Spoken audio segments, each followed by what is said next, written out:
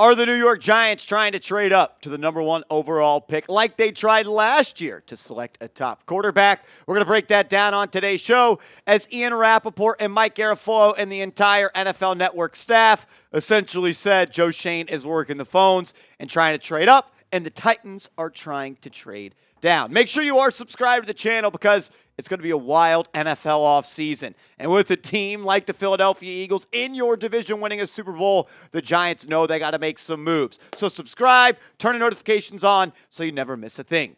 Ian Rapoport tweeting this out shook the entire NFL world, saying the Titans are open to all options at number one overall, including potentially trading the pick. And what they decide will have a major impact on everything and everyone going forward. And then Mike Garafolo on ESPN just pretty much said it. The New York Giants are exploring the possibility of moving up. Then Dan Duggan ends up quoting that Ian Rapoport tweet, adding context, saying, feels very much like this is setting up for a Giants trade from number 3 to number 1. Duggan also replied in the comments, someone said, for who? And he said, I think Shedeur Sanders. Ryan Dunleavy, who also covers the New York Giants, says, I've been saying all along my expectation is that the Giants will trade into the highest pick available and pick their QB. Now we know number 1 is available. It will be on John Mara to prevent Shane and Dable from giving up the farm in the 2026 draft capital. Since they have nothing to lose and jobs to save, Titans will surely try to leverage the Raiders' trade interest to get more out of the New York Giants. Look, welcome to the NFL draft season, ladies and gentlemen.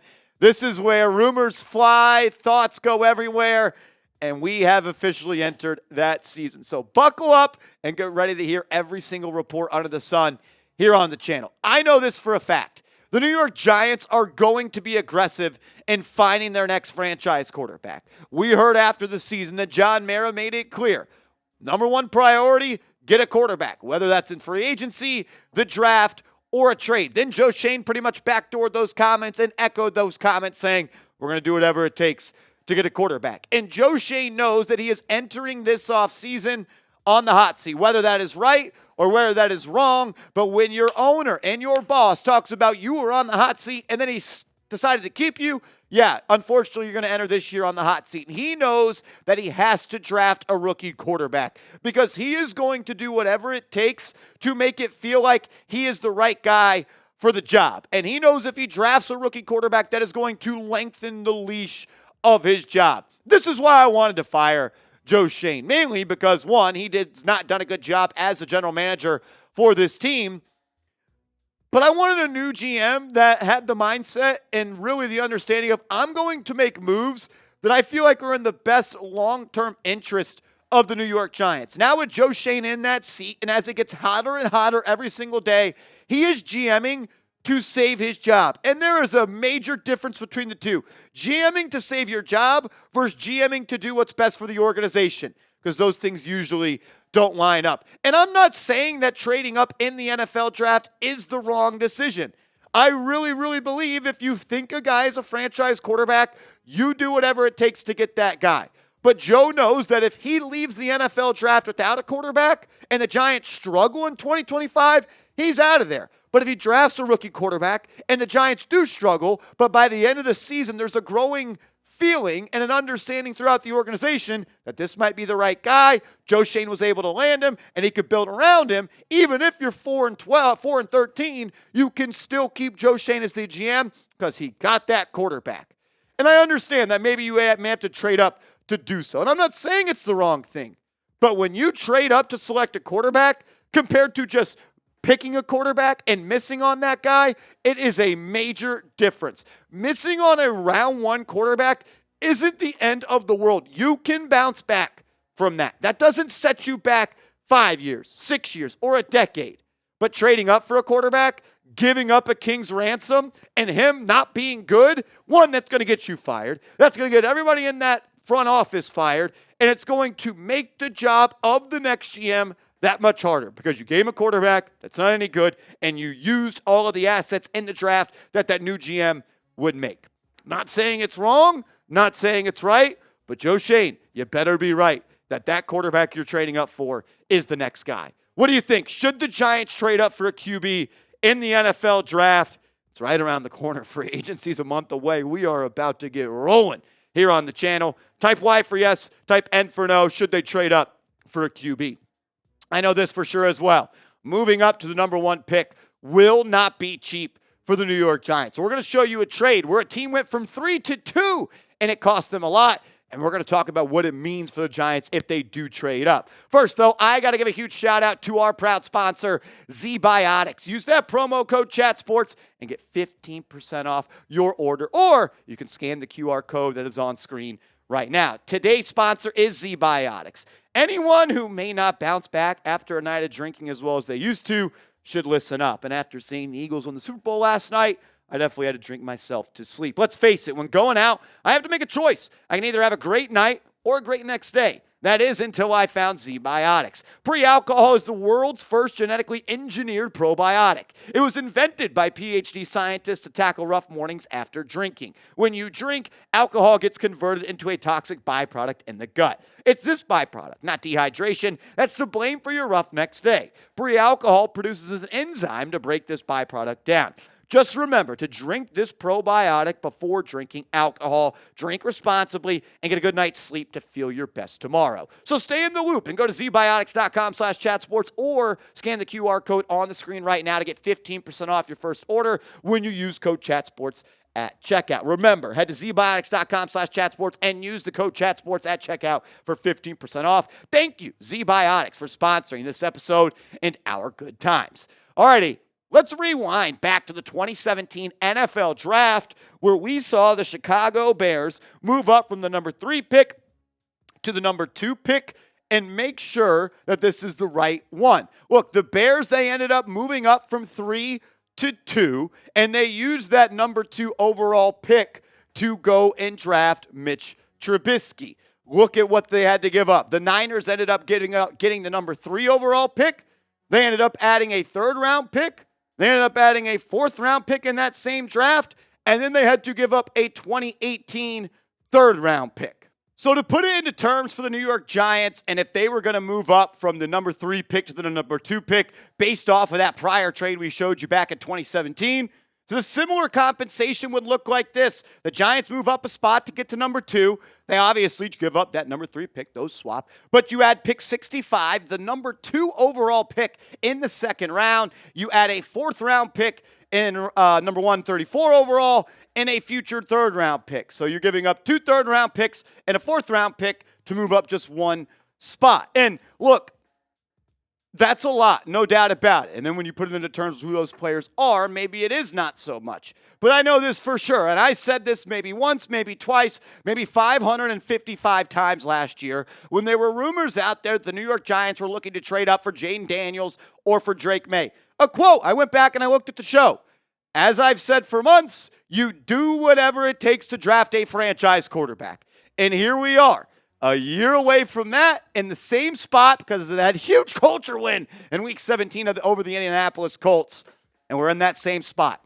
I'll tell you this much. I had a lot more confidence in the 2024 QB class that Drake May, who I had as QB2, and Jaden Daniels, who I had at QB3, were going to be franchise quarterbacks. That's why I totally felt fine and comfortable and willing to do whatever it takes to move up for Drake May or to move up for Jaden Daniels. And that's not to say that I don't think both Cam and Shedeur Sanders can be franchise quarterbacks.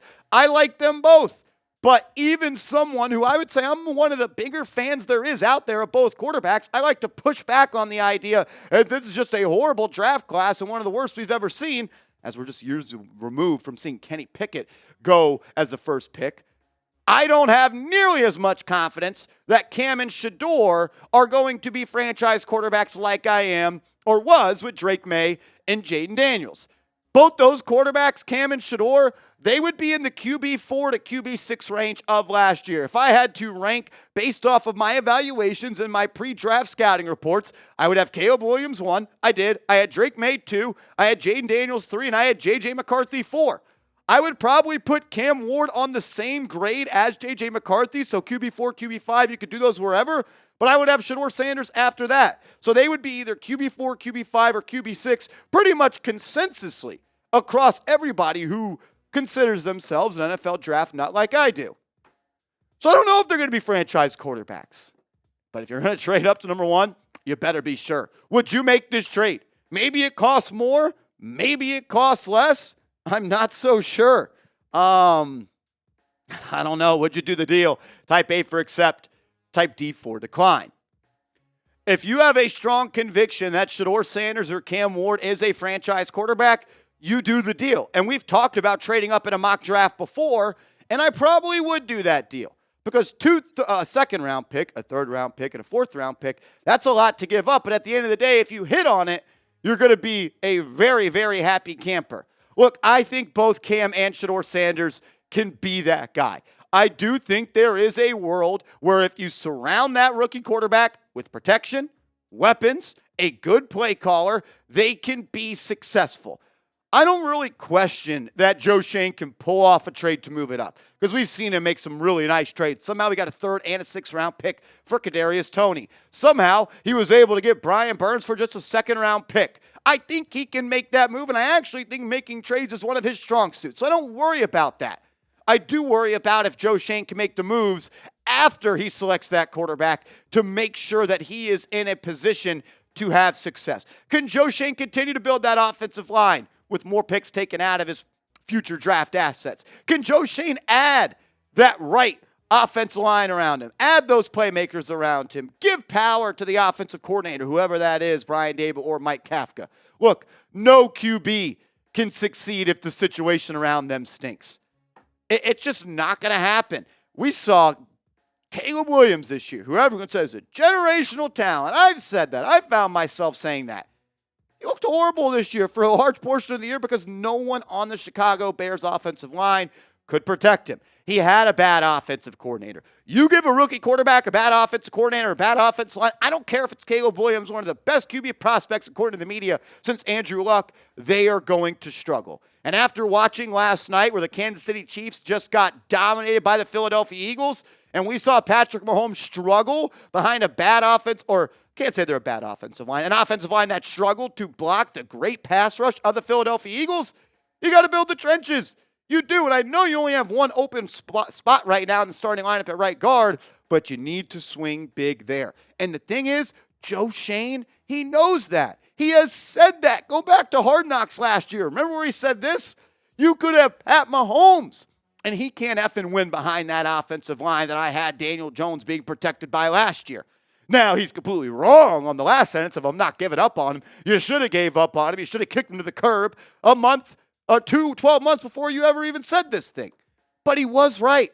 You could have had Pat Mahomes, and he can't effing win behind that O-line. The two times Pat Mahomes has struggled in the Super Bowl, what happened? They couldn't block the Bucs, and they couldn't block the Eagles. I don't care who you are at quarterback. If you don't have time to go through your reads and feel comfortable, you are going to struggle. And that's why I truly believe the moves that you do or don't make after you draft a rookie quarterback are just as important as picking the right guy. And in a situation like this where I have Cam Ward as QB1 and Shedeur Sanders as QB2, I think it is more important that can I build around that guy? Can I get that guy the right play caller? Can I get that guy an offensive line? Can I get him a tight end at weapon? A weapon at tight end? Can I get him a weapon outside? Is actually more important that of who's better, Shedeur or Cam. That's really number two for me. Both those guys could be successful, but you need to put them in a system where they have talent around them and they could be successful. The Giants have to attack right guard and offensive line depth. I know we've been singing the song of Trey Smith, and nothing I saw last night changes that.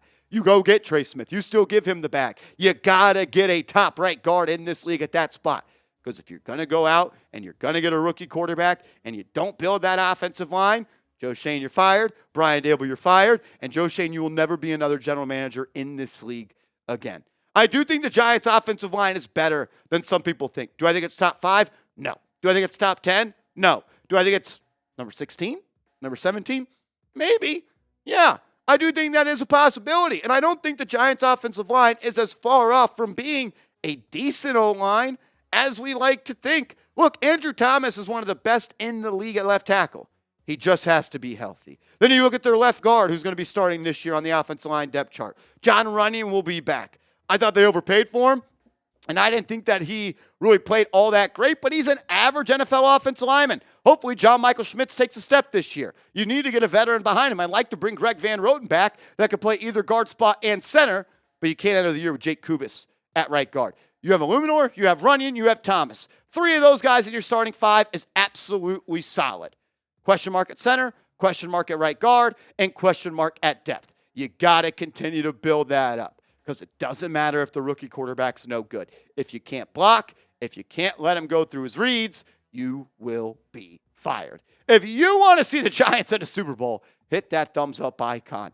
It was disgusting watching the Eagles play yesterday. And we got to get back, man. We got to get back. Hit that thumbs up icon if you want to see the Giants at a Super Bowl. And make sure you are following me on social media. I'm on Twitter. I'm on IG at @MarshallGreen_. Hit me up, and let's go Big Blue.